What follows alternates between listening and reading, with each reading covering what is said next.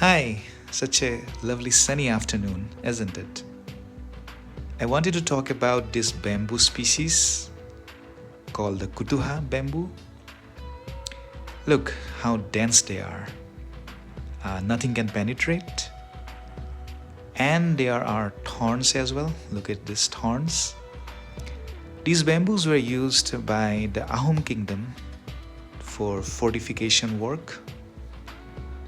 Enemy spies, arrows, snakes, animals.